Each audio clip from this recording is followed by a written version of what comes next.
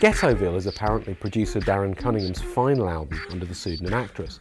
It's a follow-up to 2012's massively acclaimed R.I.P. It arrives with a pretty gloomy statement by Cunningham attached. To give you some of the edited lowlights, the world has returned to a flattened state, and out through that window the birds look back into the cage they once inhabited. Zero satisfaction, no teeth. Pseudo-artists running rampant, but the path continues. R.I.P. Music 2014.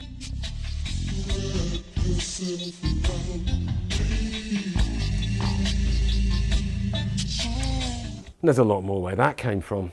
I can't work out whether it's all just a spectacularly florid way of saying I'm going to be recording under a different name from now on, or whether Cunningham really does feel like he's exhausted himself and that there's no future in music for him. If it's the latter, then I'm bound to say he's spectacularly wrong. Ghettoville is, if anything, an even bleaker collection than R.I.P., and that was an electronic concept album about death based on Milton's Paradise Lost.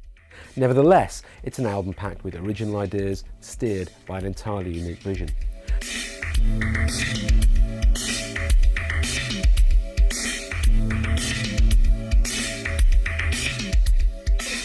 There's no doubt that at its most abstract, as on Steelcore, it's a pretty challenging listen.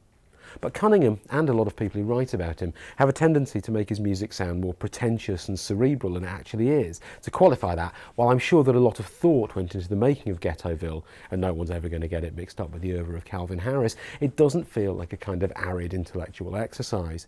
There's something very straightforwardly enjoyable about a track like Rims, which sounds not just haunted, but sort of slinky.